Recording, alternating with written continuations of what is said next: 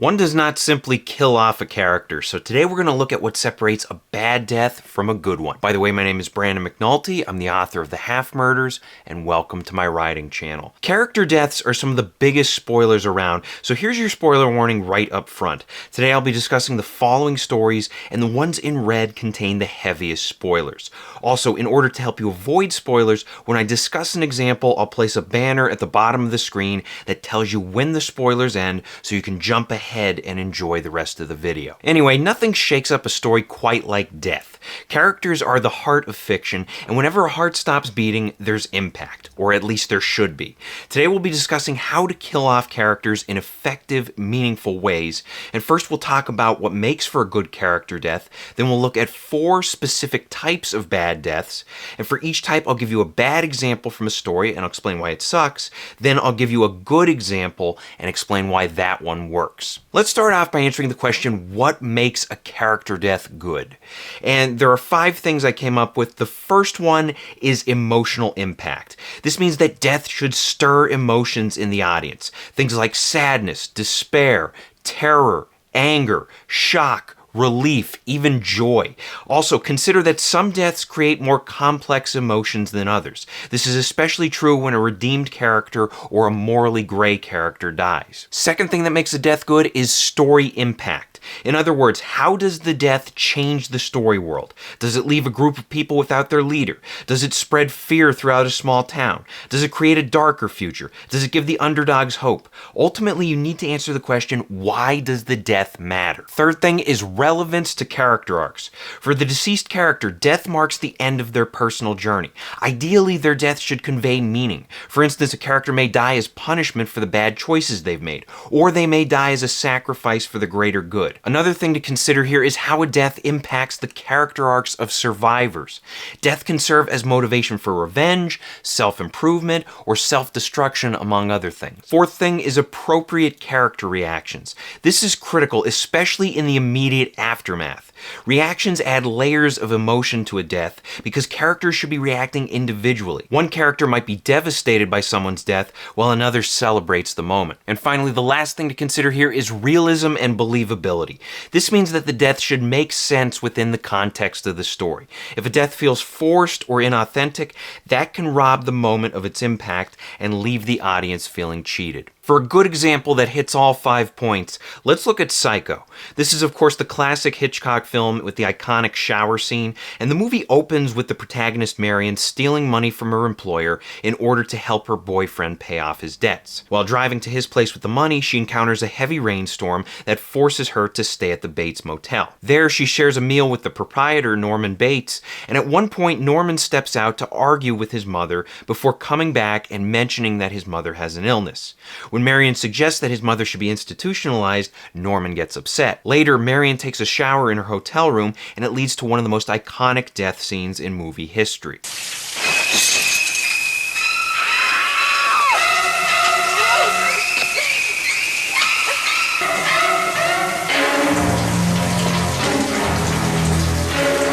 Following the incident, Marion's sister and boyfriend become concerned with her disappearance and head out to the Bates Motel to seek answers. This works, first of all, because you have heavy emotional impact. This is a bold and shocking death scene. She's naked, she's defenseless, she's paralyzed with fear, and that makes us sympathize with her as she's murdered. Second, Marion's death significantly impacts the story. It turns a simple crime story into a horror mystery tale and shatters the audience's expectations by bending the rules of POV and story structure. Not every death needs to have this level of impact, but Psycho shows what can be done in the more extreme cases. It's also worth pointing out that Marion's character arc ends tragically. She wants to get married, and in order to speed things along, she steals the money to pay off the debts, and ultimately her bad choices lead her to destruction. Then you have character reactions that are appropriate and necessary. The killer reacts coldly during the murder and later hides the body. Then Marion's sister and boyfriend are naturally curious about her disappearance and they go to seek answers. Finally, you have a realistic setup and execution. The setup is simple, with Marion saying the wrong thing about Bates' mother, and that leads to her getting murdered in a practical, believable way. Alright, now it's time for the bad versus good. We've got some autopsies to perform, and the way this works is that I'm going to give you 4 types of bad deaths. I'll explain what each one is, then I'll give you a bad example to illustrate what I mean, and then I'll give you a good example that does the job better. First type of bad death is what I call killed by the writer. This is when a character dies in a way that feels unnatural or contrived. Death is the result of convenient circumstances, illogical decisions, stupid motives, etc. It's a case of the writer pulling strings for the sake of drama or plot, and it's often done to force emotional impact or character motivation. For a bad example, let's look at Man of Steel. This movie introduces Superman while exploring his backstory in a series of flashbacks, which primarily focus on his upbringing and how his father Jonathan Kent was so desperate to keep his son's superpowers a secret. In one particular flashback, we get to see how his father died. The scene starts with Superman insulting his family, and before he can apologize, a tornado shows up and stops traffic. Jonathan tells his superhuman son to take shelter beneath an overpass before charging ahead to help others. It takes Jonathan literally 1 second to rescue a girl who's allegedly stuck, and around this time, Martha Kent realizes she left the family dog back in the car. Superman rushes ahead to save the dog, but his father insists he stay put. Jonathan then rescues the dog while sustaining a leg injury, and he hobbles out of the car, and when Superman considers rushing over to save him, Jonathan raises his hand and sacrifices himself to protect his son's secret. Now this sucks, and I get what they're aiming for thematically, but the scene itself is a mess. It wants to be this epically epic death scene, but it suffers because everywhere you look, you can see the puppet strings being pulled by the writers. First off, you have the conveniently timed tornado that conveniently ends the family argument right before Superman can apologize. Second, the events portrayed are just laughable. Jonathan barrels toward the storm, he rescues the allegedly stuck little girl, then Superman runs out to rescue the dog, but Jonathan insists on saving the dog himself, and that causes his leg injury, which happens so that the writers can manufacture this overly dramatic moment. Then finally, there's the issue of Superman standing around after his father tumbles out of the car. The idea that Superman would just stand there watching is absurd, especially when 25 seconds pass from the time Jonathan exits the vehicle to the time he gets killed by the writers, I mean the tornado. For this to be convincing, there would have to be a counterbalance, a compelling reason why Superman doesn't immediately go after his father. For instance, maybe a complication happens near the overpass. Now, according to the internet, an overpass is a terrible place to be during a tornado, so maybe Superman has to rescue someone. Have this take about 20 seconds, then have him prepare to run after his father before the hand goes up. This can make the scene a little more believable while still allowing Superman to choose to follow his father's wishes. But ultimately, this death sucks because of how contrived it feels and how the actions and choices leading up to this dramatic moment fail to ring true. And on top of it all, Jonathan dying to hide the secret is pretty dumb considering that Superman once saved a bus full of kids and faced no serious consequences afterwards. For a good example, let's look at Attack on Titan. Some of my subscribers have been telling me to watch this show for over a year now, and I'm glad I finally listened. I was a little hesitant because anime was never my thing, but this show is for real. It's like a weird blend of Godzilla, Game of Thrones, and late 90s Final Fantasy, and so far I'm loving it. Now, if you're not familiar with the premise, basically there's a city surrounded by walls which are meant to protect people from these 100-foot-tall cannibals. People have lived in comfort for the past century, and the main character, Eren Yeager, hopes to one day become a scout and venture out into the world beyond. Unfortunately for him, however, in the first episode, the world beyond comes to him. An oversized Titan bashes through the wall, and all hell breaks loose while other Titans ravage the city. Eren runs home to check on his mom, and that's when he finds his house in ruins. His mother, Carla, is trapped under rubble, and though he insists on helping her, she begs him and his adopted sister to flee the area before a nearby Titan kills them all. Eren refuses to listen, and a soldier arrives and charges at the Titan with the intention of killing it. But the guy chickens out and opts to save the 2 kids instead. Eren is then helplessly taken away while his mother yells out a final goodbye, and all he can do is watch in horror as she's devoured in gruesome fashion. This works because the death is believable, heartbreaking, and shocking. You have a tragic situation where a young boy wants to save his mother, but he can't because he's powerless and nobody else around is capable of helping. There's emotional impact here, and it punctuates a major disaster. The mother's death makes the tragedy more personal, and it draws the hero into the war against the Titans. This is also a critical moment in Aaron's character arc. It motivates him to get revenge, and it repeatedly appears in flashbacks to remind the audience what drives him. Finally, the reactions here are appropriate. Aaron is devastated because he lost his mother. His adopted sister can't even watch as Carla is eaten. Then the soldier, he flees from an enemy he's not accustomed to, and even Carla herself yells out a desperate goodbye before dying. Second type of bad death is the anticlimactic death. This is when a deadly confrontation, usually one involving the hero and villain, fails to live up to the hype. A death can be anticlimactic for a number of reasons. Some of the most common include when the villain is killed off too quickly or too easily, when the kill itself is clunky or unsatisfying, or when someone other than the hero kills the villain. Situations like this muddy the emotional impact of the victory, and they may disrupt the story's logic or character's arc. For a bad example, let's look at Game of Thrones. I don't know about you guys, but I often lie awake at night thinking about Season 8. I toss, I turn, I wonder how a show that pulled off some of the most memorable and impactful death scenes couldn't kill off its main villain in a remotely satisfying way.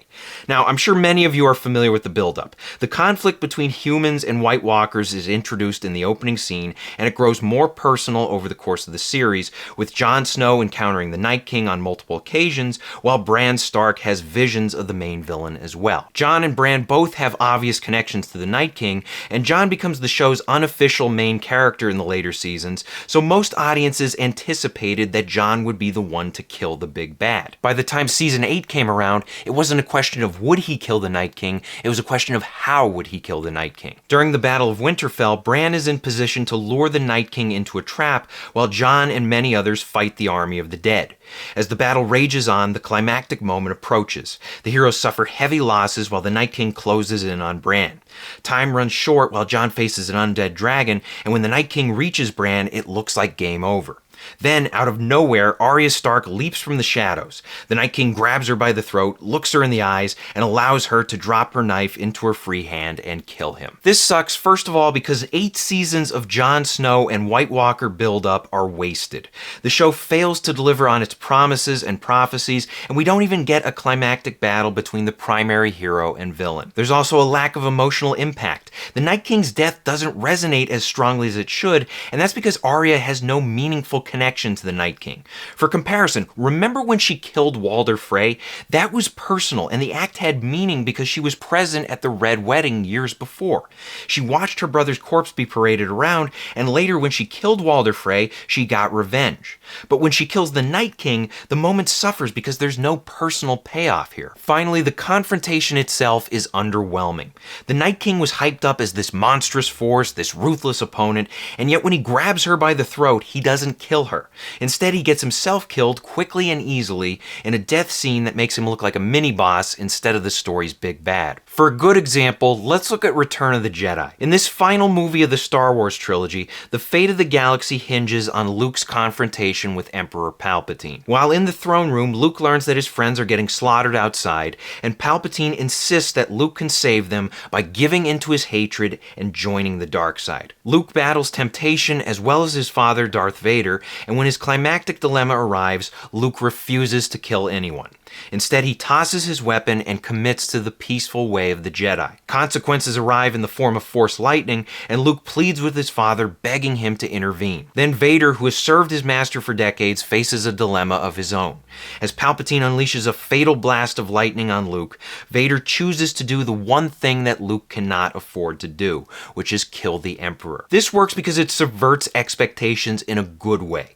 Story logic suggests that the hero should personally defeat the villain, but Luke can't afford to kill the Emperor because that would mean turning to the dark side. Instead, Luke chooses non-violence, and his actions motivate Darth Vader to abandon the dark side and kill Palpatine. This completes meaningful character arcs for Luke and Vader. Luke solidifies himself as a Jedi, while Vader completes his redemption arc. There's also an element of sacrifice here. Defeating Palpatine isn't easy. Luke has to put his life on the line, and Vader suffers suffers a fatal injury while coming into contact with the Emperor's lightning. As a result, you have emotional impact. Vader saving Luke is a strong payoff that's made even stronger when Vader himself dies shortly after. Destroying evil comes with a cost. Third type of bad death is the cheap fake-out death. This is when a character appears to die, but then returns later alive and well. In the worst cases, it manipulates the audience's emotions, it's a cheap source of drama and suspense, and it distracts from real story problems. For a bad example, let's look at The Walking Dead. In Season 6, there's a scene where Glenn and Nicholas are trying to escape a horde of zombies. Now, for reference, Glenn is one of the show's main characters, and in the previous season, Nicholas tried to kill him. Glenn managed to get the upper hand, however, and he ultimately decided to spare Nicholas's life and give the man a second chance. Now, while the two men are running for their lives, they hit a dead end and have to climb on top of a dumpster to avoid getting eaten. Nicholas becomes overwhelmed with fear, and he kills himself, sending both men to the ground at the feet of countless zombies. Next thing we know, Glenn is screaming as his guts are ripped out. Or wait, are they really his guts? I don't know. Maybe, maybe not. Either way, we don't get a definitive answer right now. The episode ends, then it's followed by a 90-minute flashback episode, and then we finally learn what happened. Turns out, Glenn somehow avoided being bitten, and he managed to escape the zombies by crawling under the dumpster and waiting for them to leave. This sucks because camera angles manipulate the audience into thinking Glenn died, which should have been the outcome here, because even with Nicholas's body covering him, Glenn never should have survive this. I mean, the guy screams in terror while surrounded by these monsters that are attracted to noise. That's just a recipe for death, and the way he escapes is silly and unconvincing. What's even worse is that the fake-out overshadows the real death. Instead of allowing Nicholas's death to have impact, the show disrespects the character and the audience by performing a magic trick. Ultimately, the whole thing is just a cheap cliffhanger that is designed to keep people watching for another 2 weeks. For a good example, let's look at Godzilla -1. If you haven't seen this movie yet, I highly recommend doing so. Seriously, skip to the timestamp on the banner below and come back later once you've seen the movie. It'll be worth it, trust me. Or if you don't trust me, here's what happens. The story picks up at the end of World War II, introducing us to a kamikaze pilot named Shikishima who pretends that his plane has mechanical issues in order to ditch the war. While he's having his plane serviced on a remote island, Godzilla attacks. Shikishima is urged to use his gun to kill the beast, but he panics and his fellow soldiers end up slaughtered. Riddled with survivor's guilt, he returns home to his ruined neighborhood and raises an orphan child with a woman named Noriko. They form an unlikely family while Shikishima secretly hopes to die in order to escape his guilt. Midway through the movie, Godzilla attacks Tokyo and blasts it with his atomic breath. Shikishima and Noriko watch in horror as shockwaves rip through the area, and at the last moment she pushes him to safety before being thrown to her apparent death. Shikishima then seeks revenge. He plans to fly a bomb-filled plane into Godzilla's mouth, which is the monster's weak point. In the build-up to the final battle, he prepares to sacrifice himself while also wrestling with reasons to live. Then, in the climactic moment, he flies his plane into Godzilla's mouth, but not before ejecting himself and safely avoiding the crash. Upon returning home, he receives a telegram and rushes his adopted daughter to a local hospital where a wounded Noriko sits in bed waiting for him. This works because the fake-out plays into the story's theme of valuing life and holding out for a better future. Noriko's apparent death tests Shikishima by forcing him to acknowledge that life is a precious thing. It's a dramatic moment along his character arc that intensifies his internal conflict and challenges him to live for himself. The movie's ending then rewards him for valuing his own life and protecting the lives of others. And due to the story's themes, Noriko's survival hits with powerful emotional impact at the end. And the fourth type of bad death is the meaningless death. This is when a major character dies, but there is minimal story impact. The impact is either not realized or it's quickly swept aside in the aftermath. And this is a case of prioritizing the moment over the big picture, and it's often the result of killing off a character for shock value. And it may involve a rushed or forced character arc. For a bad example, let's look at Season 6 of 24. In the early episodes, Jack Bauer works with a former terrorist named Assad who's trying to prevent nukes from being detonated on American soil. In exchange for his cooperation, Assad wants to be pardoned from his past crimes. Jack calls the president to make this happen, and that doesn't sit well with fellow agent Curtis Manning.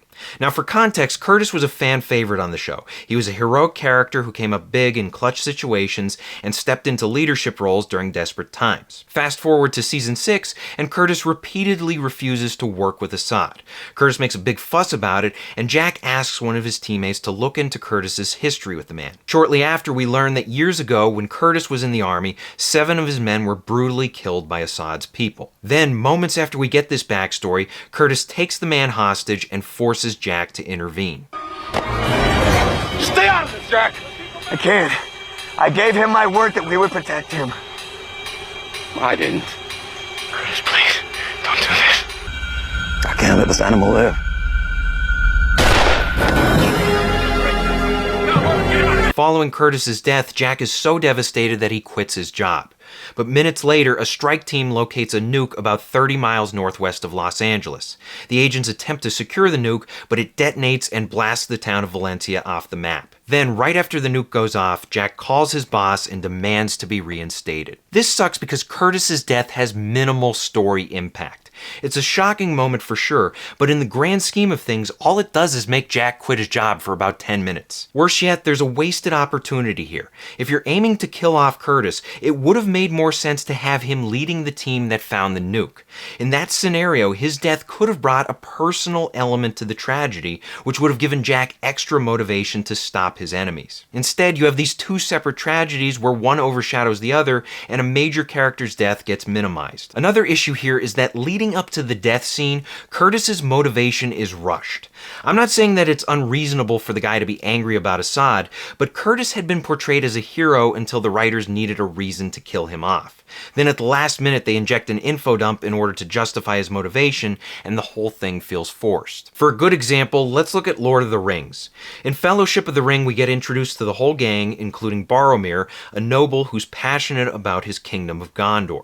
In hopes of protecting his land from destruction, Boromir suggests embracing the power of the ring. Meanwhile, Aragorn, who's the heir to the throne of Gondor, opposes the idea. The One Ring answers to Sauron alone. It has no other master. And what would a ranger know of this matter? After the Fellowship sets out, Boromir finds himself tempted by the ring. His desire to protect his kingdom finally boils over when he betrays the Fellowship by trying to take the ring from Frodo. Later, Boromir redeems himself through death. He attempts to protect Merry and Pippin from a horde of orcs, and despite taking multiple arrows in the chest, he keeps fighting while waiting for reinforcements to arrive. Though his efforts are ultimately unsuccessful, his sacrifice motivates the members of the Fellowship, and in his final conversation with Aragorn, he sheds his pride and declares Aragorn his king. This works because there's powerful emotional impact. Though Boromir betrays the Fellowship, he redeems himself in dramatic fashion by protecting his people. He fights with bravery and passion, and his final conversation with Aragorn is a deeply emotional send-off. There's also story impact. Boromir's death inspires Aragorn to not only rescue Merry and Pippin, but also to protect the kingdom of Gondor. This scene is also critical to the characters' arcs. Obviously, Boromir's arc ends here with noble redemption, and then there's Aragorn. He's the reluctant heir to the throne of Gondor, and Boromir accepts him as the future king and encourages him to protect their people. Finally, there's a strong sense of realism here. One thing I absolutely love about this scene is that Boromir fails in his effort to prevent the hobbits from being captured. In most stories, a heroic effort like this would be rewarded, but here, with the odds heavily stacked against him, the best he can do is try and fail. This negative outcome adds realism, and it challenges the audience to seek deeper meaning in his death. So I hope this helps. Question of the day: what is the worst or best character death that you've ever witnessed? Let us know in the comments section below. Thank you for watching. If you want to support the channel, please pick up a copy of any one of my books and be sure to leave reviews on Amazon. If you like horror stories, you'll love The Half Murders. It's about a woman and her daughter who go into a haunted house and they get chopped in half, and for them the nightmare is only beginning. Also, be sure to check out my other videos, like, share, and subscribe, and as always, remember to keep on writing.